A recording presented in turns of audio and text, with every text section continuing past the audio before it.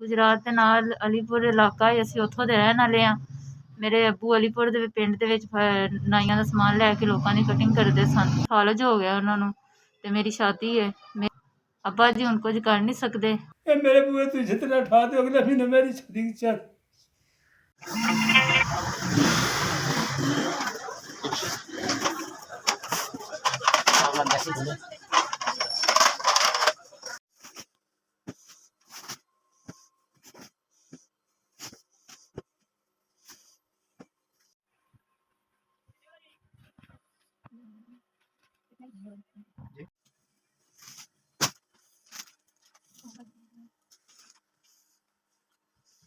Brown colour दिया, maroon colour दिया।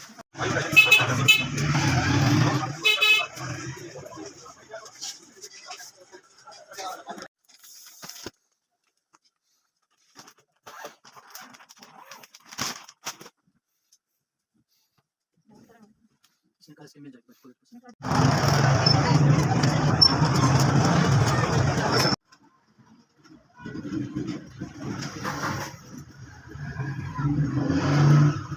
ਜਿਹੜੇ ਬਾਬਾ ਜੀ ਗੁਜਰਾਤ ਫਾਲਜ ਦੇ ਮਰੀਜ਼ ਸਨ, ਮੈਂ ਉਹਨਾਂ ਦੀ ਬੇਟੀ ਹਾਂ।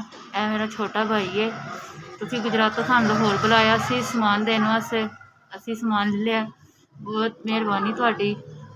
ਮੇਰੇ ਅੱਬਾ ਜੀ ਫਾਲਜ ਦੇ ਮਰੀਜ਼ ਨੇ, ਉਹ ਮੈਨੂੰ ਸਮਾਨ ਨਹੀਂ ਲੈ ਕੇ ਦੇ ਸਕਦੇ। ਮੈਂ ਅੱਜ ਮੇਰਾ ਛੋਟਾ ਭਾਈ ਹੈ, ਛੋਟਾ ਹੀ ਹੈ, ਇਹਦੇ ਨਾਲ ਘਰ ਦਾ ਕਾਰ ਚੱਲਦਾ ਹੈ। ਬੜੀ ਮਿਹਰਬਾਨੀ, ਅੱਲਾਹ ਪਾਕ ਤੁਹਾਨੂੰ ਸਲਾਮਤ ਰੱਖੇ।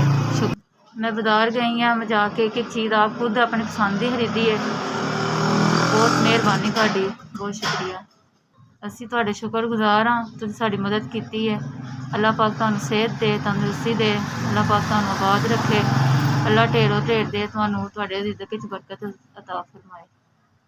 ਅੱਲਾਹ ਤੁਹਾਡੀ ਖੈਰ ਕਰੇ, ਤੁਹਾਡੇ ਭੈਣ ਭਰਾਵਾਂ ਦੀ ਖੈਰ ਕਰੇ। ਤੁਸੀਂ ਇਸ ਤਰ੍ਹਾਂ ਹੀ ਸਭ ਦੀ ਮਦਦ ਕਰਦੇ ਰਹੋ, ਸਾਡੇ ਗਰੀਬ ਲੋਕਾਂ 'ਤੇ ਹੱਥ ਰੱਖਦੇ ਰਹੋ। ਬਹੁਤ ਮਿਹਰਬਾਨੀ, ਤੁਹਾਡਾ ਸ਼ੁਕਰੀਆ।